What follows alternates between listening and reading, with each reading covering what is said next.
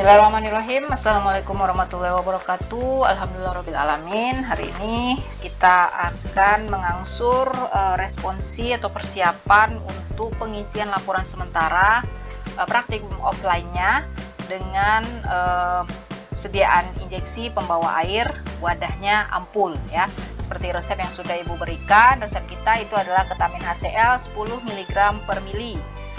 Campur dan buatlah injeksi sebanyak misefag injeksi dain ampul, masukkan ke dalam ampul dengan volume 2 mili. Buatlah sebanyak 3 ampul. Ya, ini pemahaman dari resepnya. Ketamin HCl 10 mg per mili. 1 ampul itu volumenya 2 mili. Yang akan kita buat itu adalah 3 ampul. Berarti 10 mg per mili, berarti untuk 2 mili berarti adalah di 20 mg ya. Itu pemahamannya, ini adalah hanya untuk 1 mili, sedangkan ampul kita volumenya adalah 2 mili, berarti kekuatannya dikali 2 ya, 10 dikali 2 sehingga dapatnya adalah 20 mg per mili. Oke, kita masuk ke format yang pertamanya, itu adalah data zat pendukung. Berarti di sini kita tuliskan nama zat aktif kita itu adalah ketamin HCl. Ini diisikan cek FI ataupun Martindale ya. Kemudian pembawanya juga ini bisa sekalian cek di buku formula standar. pH ini idem juga, ini ada juga di buku formula standar ya. Biasanya itu sudah lengkap, ataupun jika tidak ada, tentu yang pertama bisa kita cek ke FI ataupun Martindale. Ekivalensi NaCl juga ya. Ini dimana bisa kita lihat di di FI ya, tabel ekivalensi. Asiatnya ini bisa dilihat di FI juga, ataupun dari buku di farmakologi dan farmakoterapinya ya, bisa dilihat juga. Kemudian cara sterilisasinya ini bisa ketemu di Martindale ataupun diambil dari buku standar. Rute pemberiannya juga sama, ini bisa dari Martindale ataupun buku standar. Oke, kita perbaiki dulu untuk kondisi tabelnya. Ya, intinya lebih kurang ini akan memberi pemahaman buku-buku atau cara mengisinya atau sumber mengisinya ini dari mana ya. Kemudian bagian yang kedua adalah OTT, obat tak tercampur. Jadi untuk resep kali ini kita tidak berikan yang ada masalahnya gitu. Jadi ini tidak ada. Kemudian masuk kita ke usul penyempurnaan. Ya, usul penyempurnaan apa kemarin? Dengan melebihkan volumenya ya. Volume sediaan 1 ampul itu sama dengan 2 mili dilebihkan sebanyak 0,15. Ini bisa dilihat di FI halaman berapa kemarin ya, 1003 sekian ya, di FI 6. Itu ada di FI edisi ke-6. Dituliskan ya seperti ini. Halaman 1000 sekian, FI ke edisi 6, sehingga totalnya menjadi 2,15 mili. Kemudian zat tambahan yang cocok itu adalah NaCl. Maksudnya zat tambahan yang cocok ini adalah untuk dia sekaligus membuat dia isotonis ya, karena dari resep itu hanya zat aktifnya saja ya.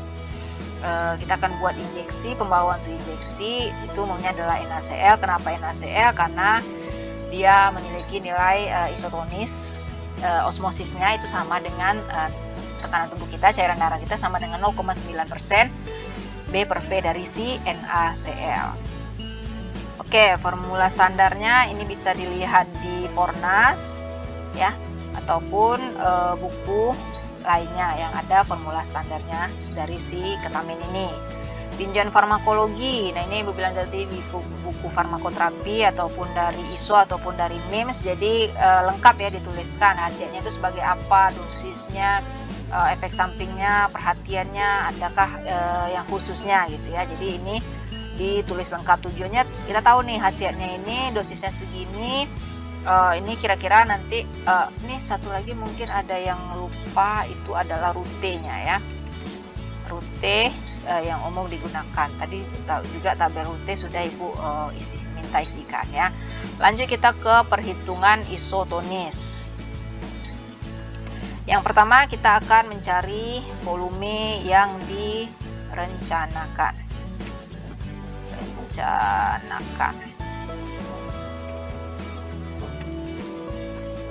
V sama dengan N tambah 2 dikali V aksen ya. Ini juga merevisi dari yang dibuat waktu pendahuluan praktikum yang kemarin ya. Ditanyakan untuk rumusnya itu ada lagi ditambah 2 tambah 3 kalau tidak salah ya. Jadi rumusnya cukup sampai di sini saja. V sama dengan N ditambah 2 dikali V aksen.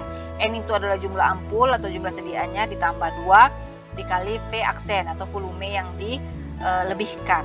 Volume yang dilebihkan. Oke. Jadi di sini langsung saja ke perhitungannya.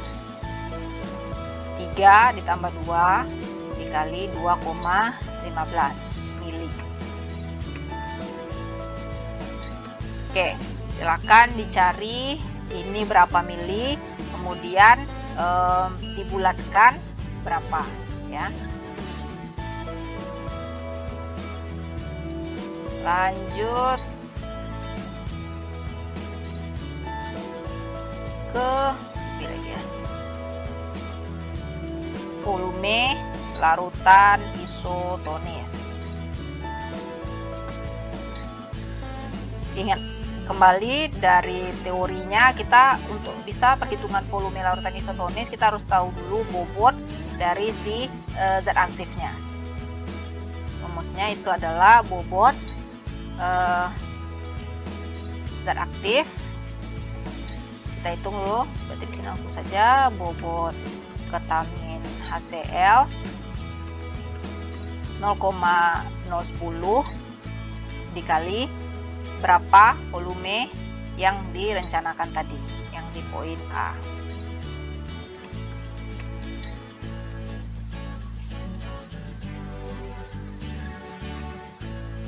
Oke, kita buat simbol seperti ini ya.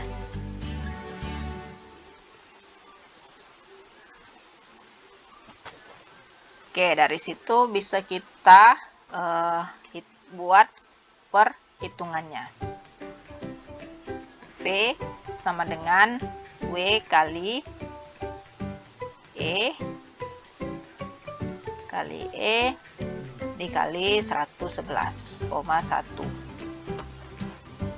Ini apa? Rumus White-Vincent-nya tadi. Dari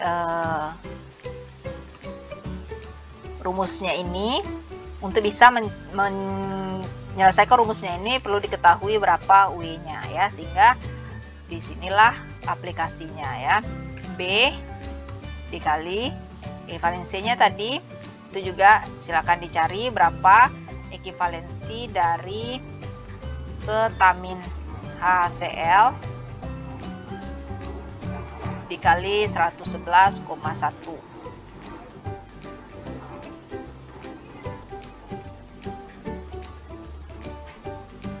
Sehingga hasilnya itu adalah bagian C ini ya.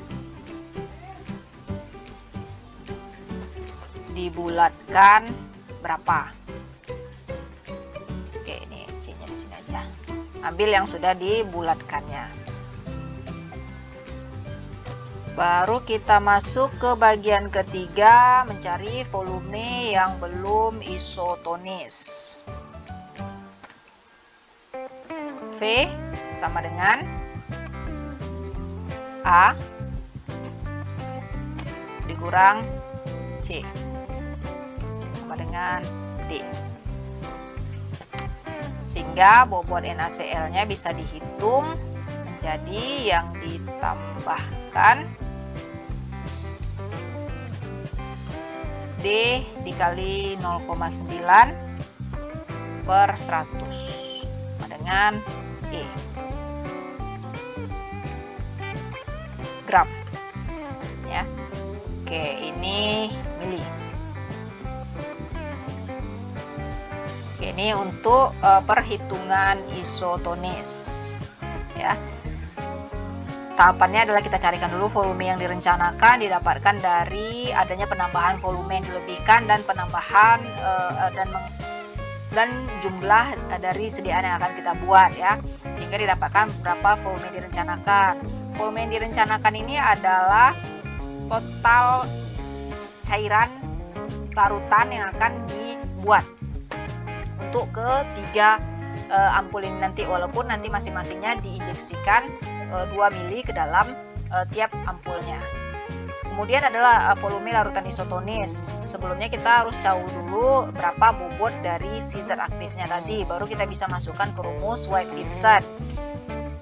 Dapat volume yang isotonis, yang belum berapa itu dikalikan dulu ya, dari volume yang direncanakan tadi dikurang yang sudah isotonis, itu didapatkan berapa mili yang belum isotonis. Untuk bisa mengisotoniskannya maka diperlukan zat tambahan, sehingga volume yang belum tadi dikalikan 0,9% dari si NaCl, sehingga didapatkan adalah berapa gram NaCl yang diperlukan di sini.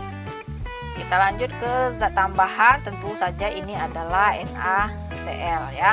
Larutannya itu bisa dilihat di FI ataupun juga buku Martindale, pH-nya sama ya, bisa dilihat juga di sana.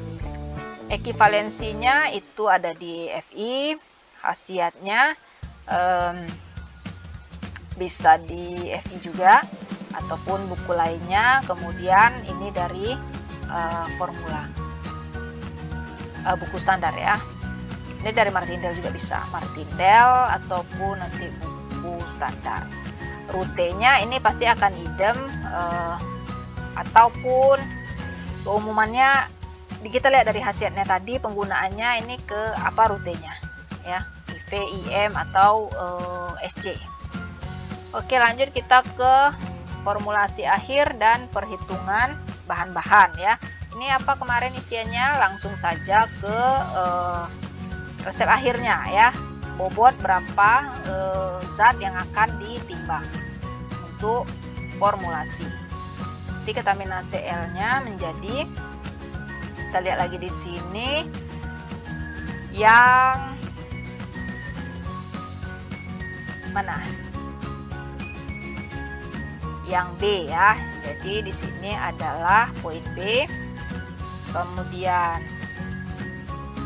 NaCl itu adalah poin E.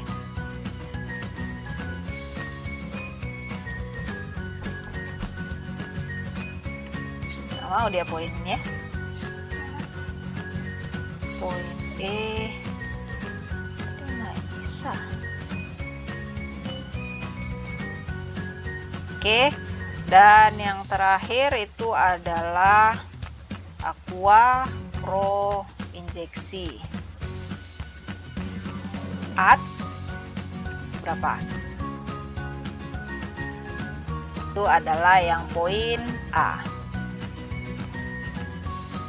Oke, selesai untuk formulasi akhir dan penimbangan bahan-bahan. Masuk kita ke cara sterilisasi ya. Ini udah tadi tabel yang akan dibuat untuk alat-alat yang digunakan ya. Corong, Erlenmeyer, beker glass, dan lain-lainnya ya. Batang pengadu. Nah, itu nanti apa? Ada yang lupa di sini ya. Ini cara sterilisasinya ya.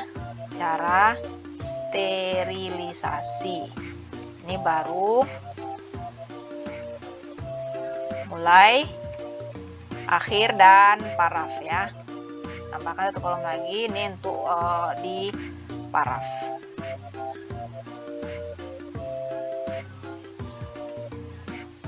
Set.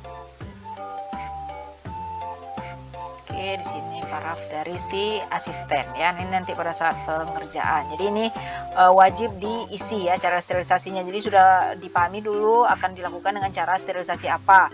Sehingga kalau dia ada yang barengan bisa dilakukan sekali jalan ya, jangan nanti menyusul-menyusul. Lanjut ke cara kerja. Oke, untuk cara kerja yang pertama itu tentu saja adalah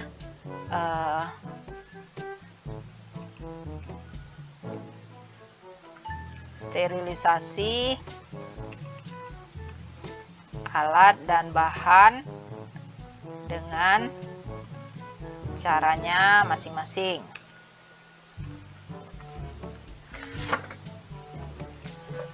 Kemudian, oh ya, nah ini kalau kita lihat seperti ini, nanti perlu diketahui juga sifat dari si zat aktifnya ini, dia tahan panas atau tidak, sehingga akan diketahui dia pakai sterilisasi akhir atau tidak ya.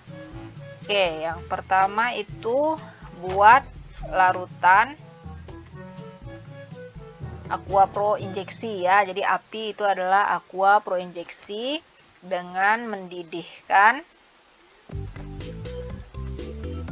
aquades sebanyak. Nah, ini juga akan dituliskan nanti ya. Berapa yang harus kita didihkan tadi? Adalah di minimalnya adalah sebanyak di A ini tadi ya. Nanti bisa dilebihkan. Lebih banyak dari A. Kondisinya ini nanti adalah barengan ya. Karena dia sedikit kok. Jadi bisa 1 Erlenmeyer itu bisa untuk beberapa kelompok.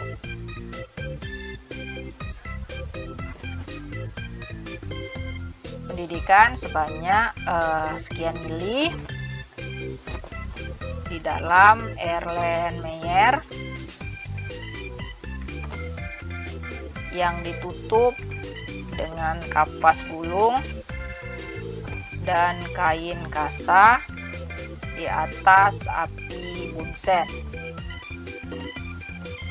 Oke, timbang ketamin HCl sebanyak berapa?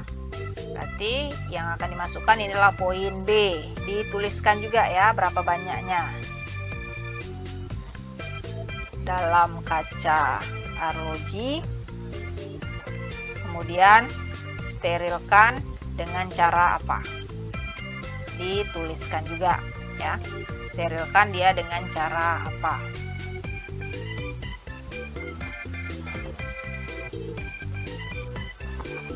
Larutkan dalam aqua pro injeksi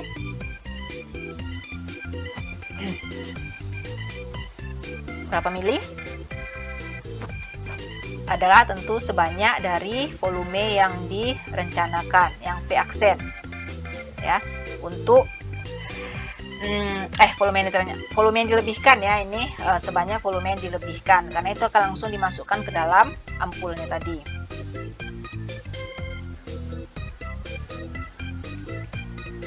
Di dalam beker gelas. Masa 1.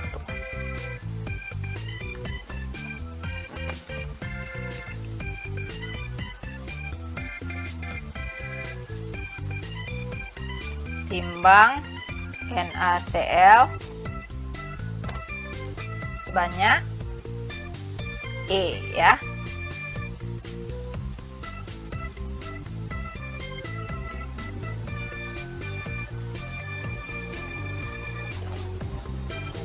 Dalam kaca arloji sama seperti zat aktif tadi, sterilkan.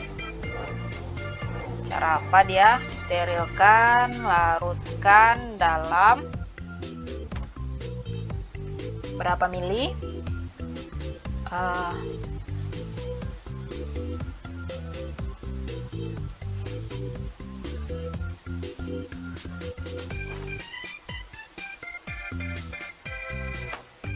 kemudian ditambahkan massa 1, ditambah aqua pro injeksi add A ya, add A, aduk homogen.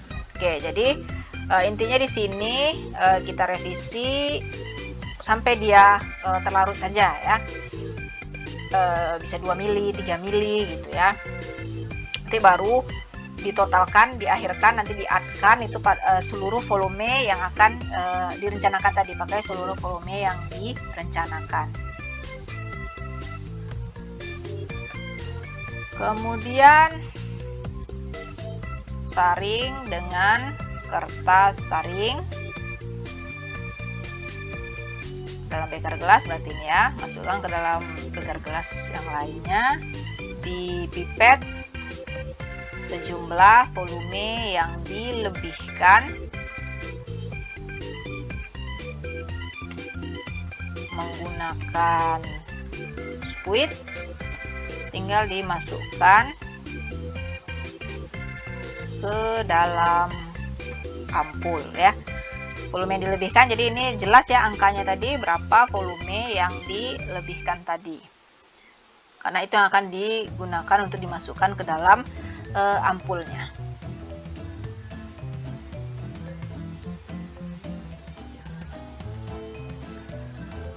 Ke dalam ampul, tutup ampul, sealing lah ya, ini maksudnya ya, sealing ampul dengan mesin, tutup lah ini ya, tutup ampul dengan mesin sealing ampul. Dan yang terakhir, lakukan sterilisasi akhir. Dengan cara apa?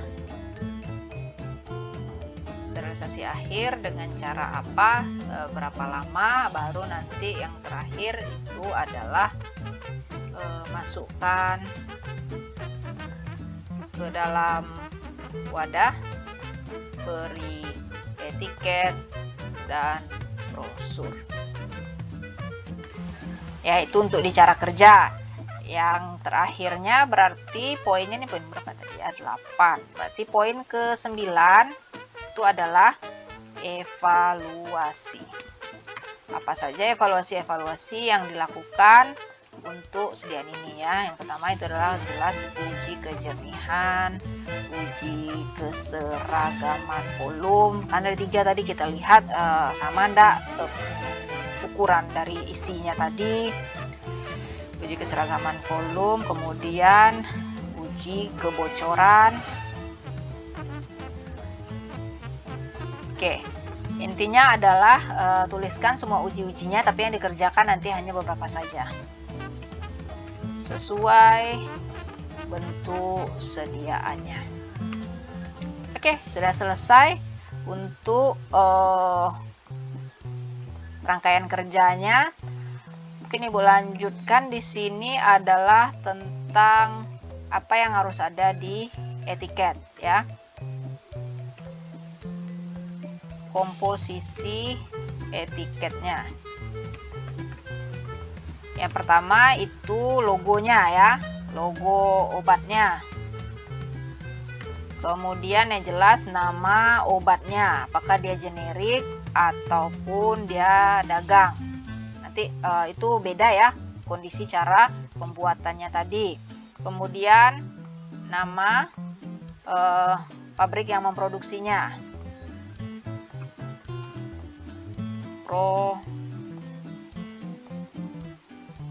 produksi, manufacturing date,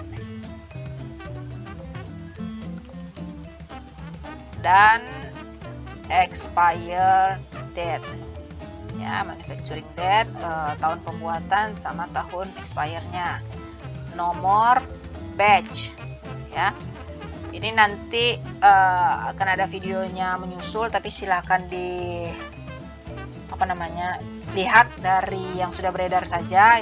Ibu rasa di googling itu gambar itu kelihatan kok untuk nomor batch-nya. Untuk ketetapannya nanti akan ada materi yang melengkapi ya. Nomor batch, oke, pabrik yang memproduksi komposisi lagi nih ya. Komposisi dari sediaannya. Ini boleh ya. Tiap ampul mengandung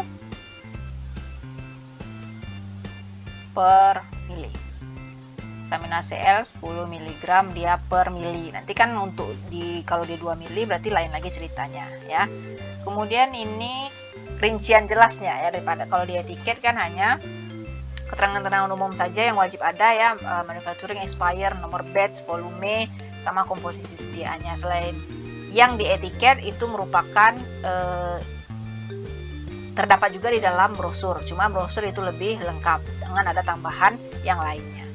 Oke, silakan dipahami. Kita akan lanjutkan ke responsi untuk pembawa minyak ya, untuk sediaannya dalam wadah Kia. Oke, terima kasih.